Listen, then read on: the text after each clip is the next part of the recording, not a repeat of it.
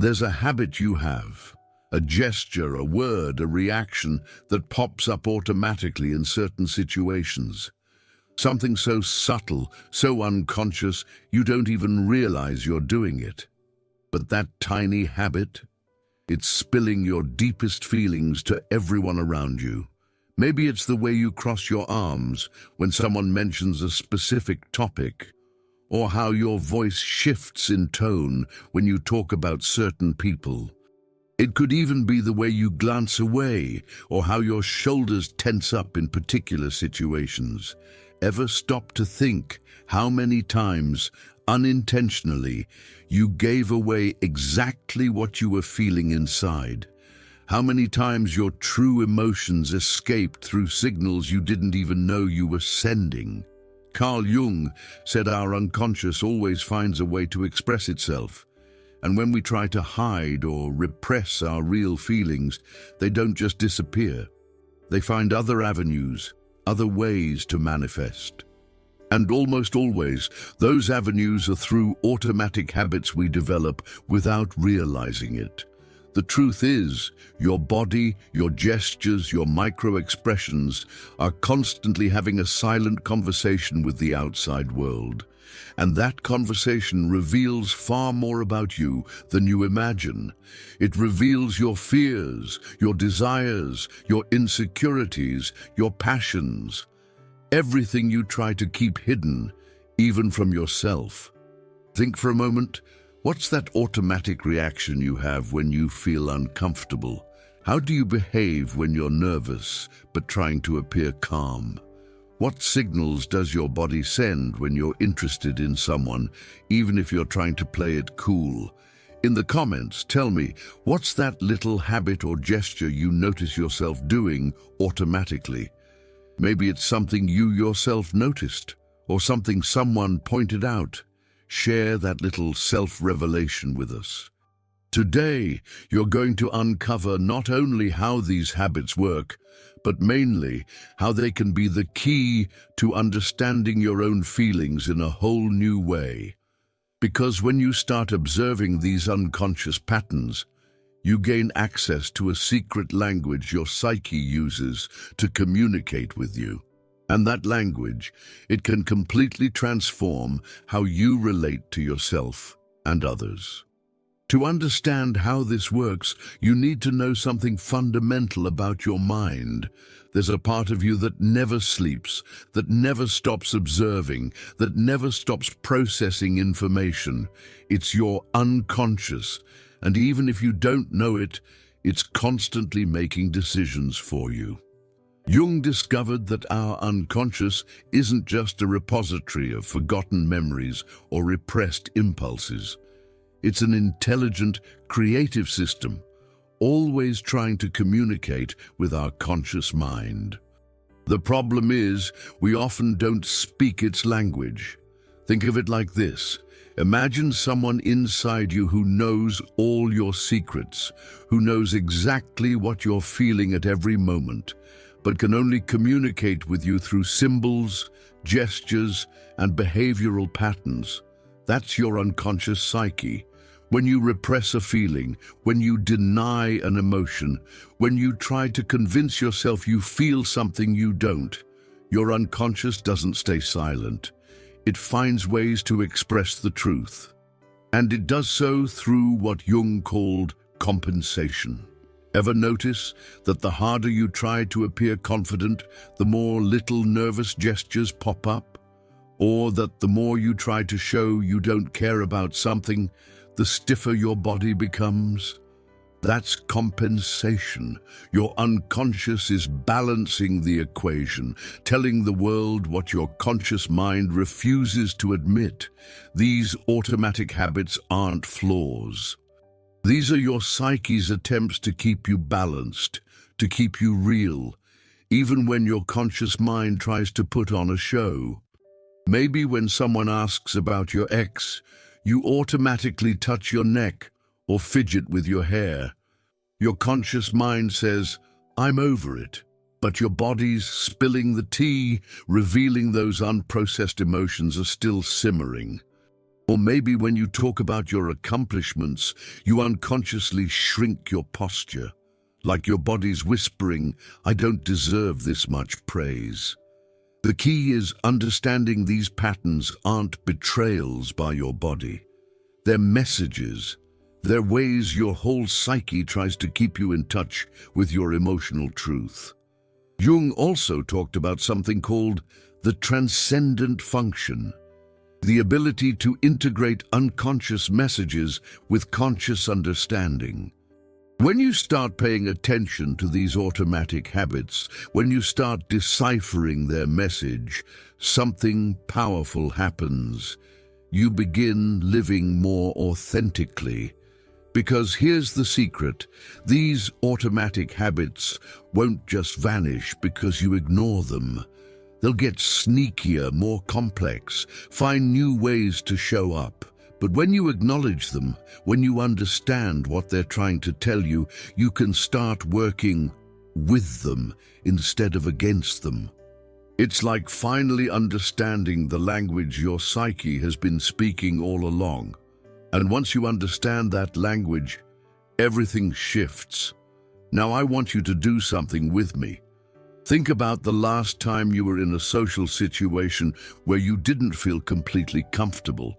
Maybe a work meeting, a family dinner, or a conversation with someone you're attracted to. What did you do with your hands? Where did your gaze land? How did your breathing change? These aren't minor details. They're the most important clues to your inner emotional world. Jung observed that we develop what he called autonomous complexes, bundles of emotions, memories, and behavior patterns that activate automatically in response to certain triggers. And these complexes have their own intelligence, their own way of expressing themselves through your body without your conscious mind even realizing it. Maybe you have a rejection complex. Every time you sense someone might reject you, you automatically start talking faster or cross your arms or avoid eye contact. Your conscious mind hasn't even processed the possibility of rejection, but your body's already reacting based on past experiences, on memories you don't even consciously recall. Or maybe you have an authority complex. When someone in a position of power speaks to you, you unconsciously lower your voice, adopt a more submissive posture, or start touching your face repeatedly. Again, this happens before your conscious mind has time to decide how it wants to respond. It's like an older part of you momentarily takes the wheel. But let me tell you something even more fascinating. These complexes aren't just reactions to trauma or negative experiences. They're also shaped by intensely positive experiences. If as a child you received extra attention when you were sick, you might have developed a complex that unconsciously makes you seek out physical symptoms when you need emotional care. If you felt more valued when you were the funny one in the family, you might have a complex that automatically makes you crack jokes when you feel insecure. The mind-blowing truth is that these patterns are formed not just by obvious traumatic experiences, but by thousands of tiny interactions throughout your life. Every time you felt as a child that you weren't enough, every time you learned that certain feelings weren't appropriate, every time you had to dim your authenticity to be accepted, every time you discovered which version of you generated love and which generated rejection. Your unconscious psyche recorded all of that, creating automatic systems to protect you, to ensure your emotional survival. The problem is, many of these systems, once adaptive, no longer serve you. In fact, they often sabotage you, precisely in situations where you most need to be authentic, where you most need to genuinely connect with others. For example, if you developed a pattern of downplaying your achievements to avoid envy, that same pattern might now be torpedoing your career opportunities. If you learn to be hyper-vigilant to others' emotions to avoid conflict, you might now be emotionally exhausted because you can't disconnect that hyper-awareness. But here's the magic. When you begin to recognize these patterns, when you start to see how your body speaks your emotional truth, even when your mind tries to hide it, you gain incredible power. You gain the ability to consciously choose how to respond, instead of simply reacting automatically from your old unconscious programs. If you've made it this far, your psyche is ready to delve even deeper into this self-knowledge. Subscribe to the channel and turn on notifications so you don't miss the upcoming insights that can shift your self-perception. Because what comes next will reveal exactly how to identify and decode your own unconscious patterns in real time. Imagine for a moment what would change in your life if you could recognize the exact moment your complexes are activating. If you could feel when your fear of abandonment, or your need for control, or your terror of judgment, or your compulsion to please starts directing your behavior. If you could catch those bodily cues before they lead you to act in ways you later regret. This isn't about eliminating these patterns. That's impossible and not even desirable, because they're part of your story, part of your humanity. It's about developing what Jung called differentiated consciousness, the ability to observe your own internal processes with compassion and clarity, to recognize when your past is making decisions in your present. Because when you truly understand the language of your unconscious, when you can read the signals your body is constantly sending, you become the conscious author of your own life, instead of simply an automatic reactor to circumstances. And that transformation, that integration of the conscious with the unconscious, is what Jung considered the true work of individuation. Let me show you exactly how you're betraying your true feelings without realizing it. Because there are specific habits that act as direct windows into your inner emotional world. And once you recognize them, you won't be able to unsee them in yourself and others. Let's start with something you probably do every day: the way you touch your phone. Have you ever noticed that when you're anxiously awaiting a response from a specific someone, you check your phone differently? It's not just that you look at it more frequently, it's the way you touch it, how you hold it, the tension in your fingers as you swipe the screen. When you truly care about what that person's going to say, your fingers become more careful, more deliberate. You touch the screen as if it were fragile, as if the phone might shatter with too much pressure. It's your body revealing exactly how much that response matters, even if your mind tries to convince you it's no big deal. Or consider the way you say it's fine when someone cancels plans with you. The words are the same, but your body tells a completely different story depending on how you really feel. When you're genuinely okay, your shoulders stay loose, your voice keeps its natural tone, maybe even a little sigh of relief escapes. But when you're not okay, when you really wanted those plans to work out, your body spills the beans instantly. Your shoulders tense a split second before you even answer. Your voice gets a little higher pitched or weirdly casual. Maybe you touch your neck or fidget with your hair as you talk. Your body's screaming, "This hurts," while your mouth says, "No problem." Here's another one. The way you walk when you see someone you're attracted to. Your conscious mind might be telling you, "Play it cool," but your body's already started its own conversation. Your steps get subtly slower or faster. Your posture straightens automatically. There's a tiny hesitation in your rhythm, like your body's recalibrating for this new presence. And if that person doesn't notice you or gives you a lukewarm greeting, watch what happens next. Do you instantly shift your gaze? Do your hands search for something to do, like checking your phone or adjusting your clothes? Does your walk become stiff, like you're trying to prove it didn't affect you? These are all signs you cared way more than you're letting on. But maybe the most revealing habit of all is what you do with your hands when discussing certain topics. When you talk about your job and you're genuinely passionate, your hands move fluidly, helping tell the story.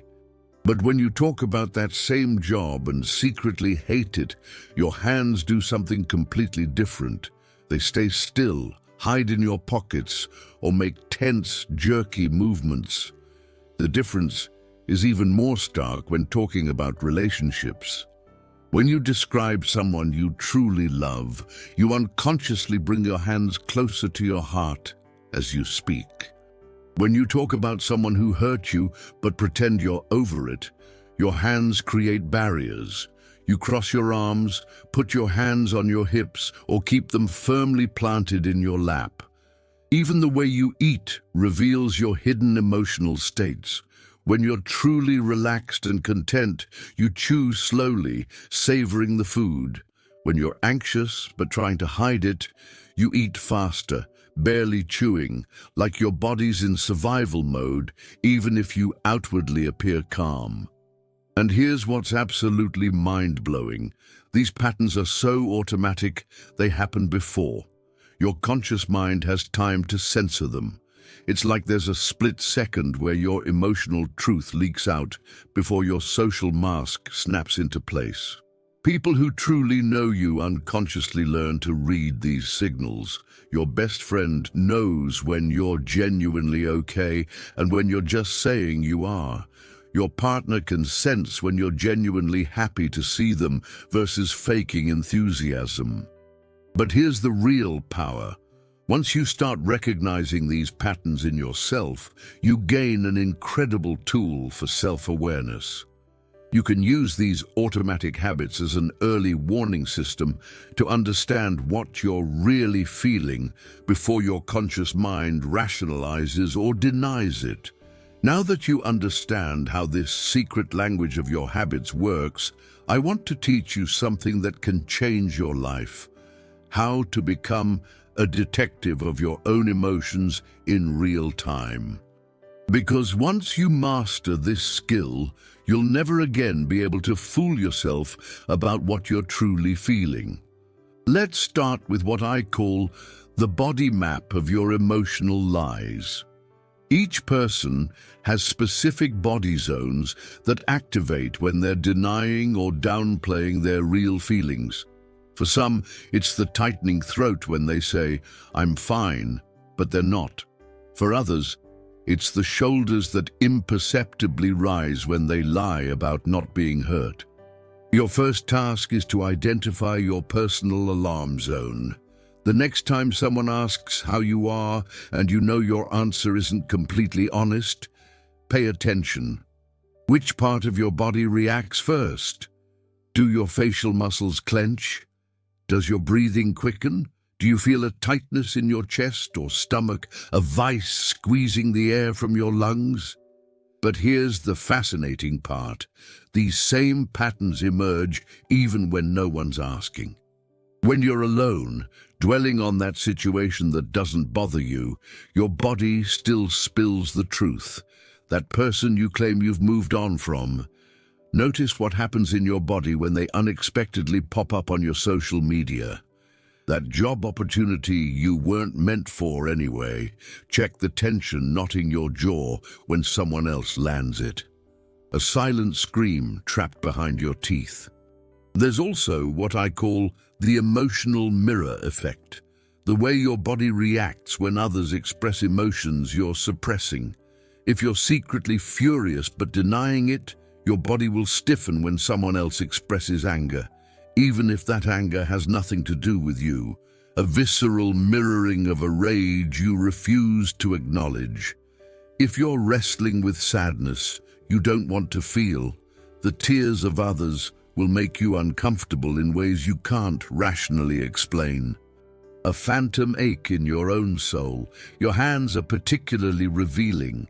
Observe what they do when you talk about different people in your life. When you mention someone you genuinely like, your hands relax, open up, like blossoms reaching for the sun. When you talk about someone who's hurt you, but you pretend you've gotten over it, your hands unconsciously clench into partial fists, or your fingers tense, even if you try to keep them loose. A silent betrayal of your carefully constructed composure. Even your speech speed betrays you. When you're comfortable with what you're saying, with the feelings you're expressing, you speak at your natural pace. But when you're denying or minimizing real emotions, your speed dramatically shifts. Either you talk faster, like you want to rush past the subject, or you talk slower, as if each word requires extra effort to stay within the acceptable script.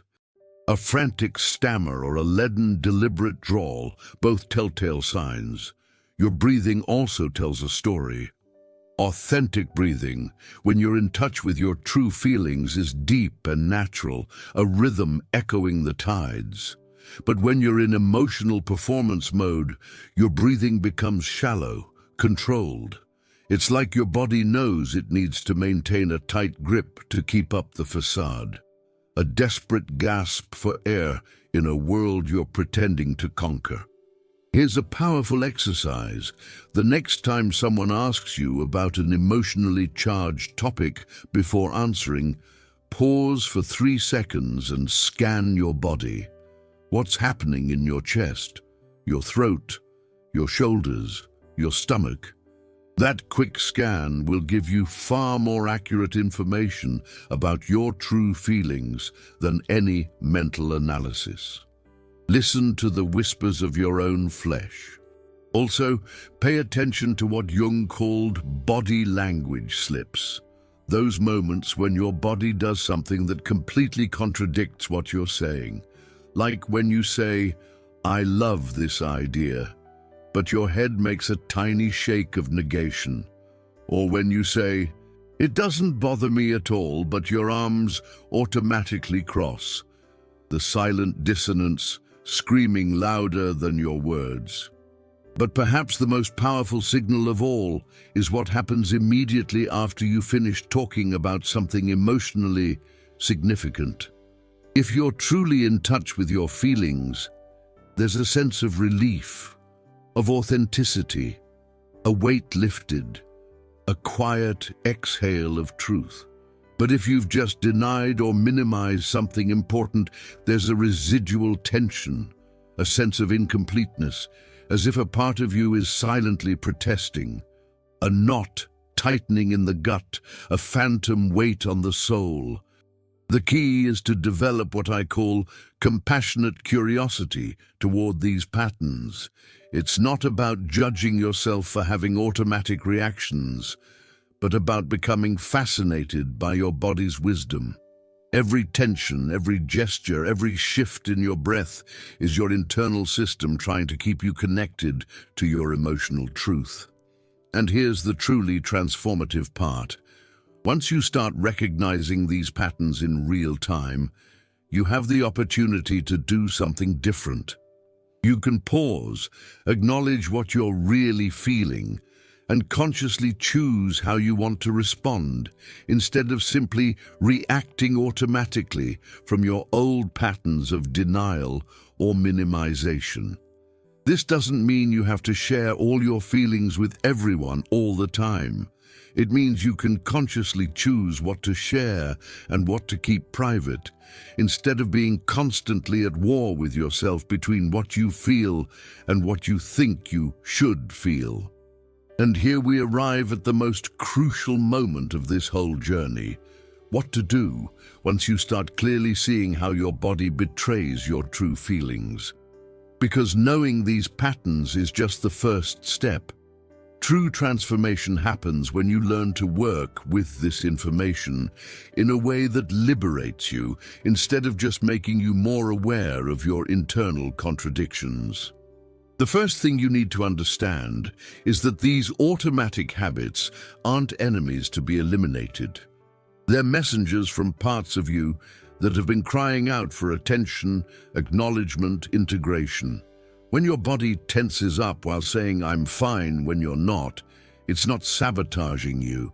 It's trying to keep you honest with yourself. The key lies in what Jung called the transcendent function, the ability to consciously hold the tension between opposites until a third option emerges, a more authentic synthesis. Instead of fighting your bodily reactions or shaming yourself for them, you can start using them as invaluable information. For example, imagine you notice your jaw clenching every time someone mentions your ex, even though you insist you're totally over them. Instead of forcing yourself to relax your jaw or pretending nothing's happening, you can internally acknowledge, this part of me still has unresolved feelings about this situation. That's okay. I don't have to pretend I'm perfect in my healing process. This radical acceptance of your authentic reactions is incredibly liberating. Suddenly, you no longer have to expend energy maintaining a perfect facade. You can be human, complex, a work in progress, and that's okay. But here comes the most powerful part.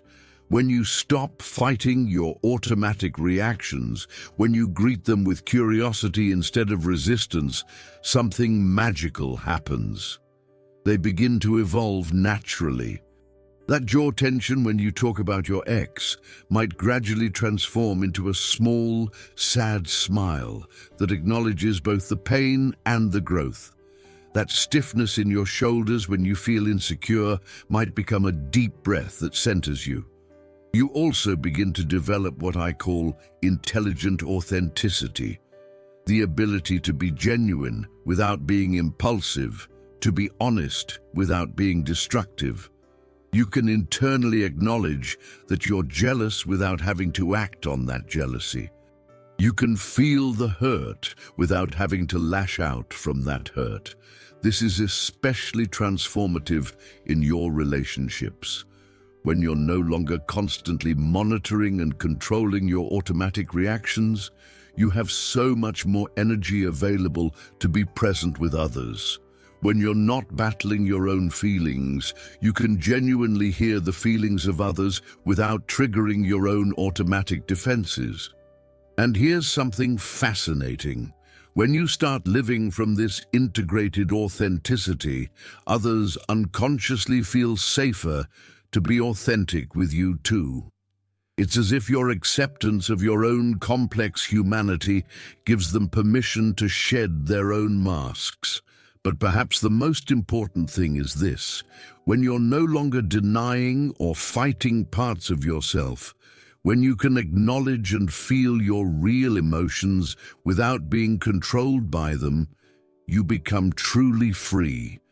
Free from the exhaustion of maintaining facades, free from the anxiety of being found out, free from the loneliness of not being truly known.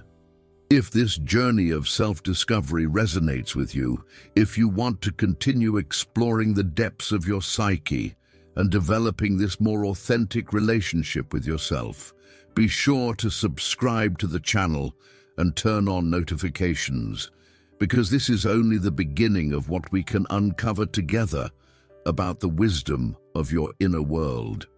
In the video description, you'll find links to related content that delves into specific techniques for developing this body awareness and working with your automatic emotional patterns. But for now, I leave you with this invitation. Over the next few days, simply observe. Don't try to change anything. Don't judge yourself for what you discover. Just become a curious student of your own emotional body language. Notice what happens in your body when you say certain things, when you think of certain people, when you find yourself in certain situations. Because the truth is, your body has always been speaking to you in this secret language. Only now, finally, you're beginning to understand what it's been telling you all along. And that understanding, that integration of your conscious wisdom with your bodily wisdom, is the path to an authenticity that will not only liberate you, but will also be a gift to everyone fortunate enough to truly know you. The authentic person, the one who has made peace with all their internal contradictions, is the one who can offer true presence to the world. And in a world brimming with masks and performances, your authenticity becomes a beacon for others, also searching for the way back to themselves.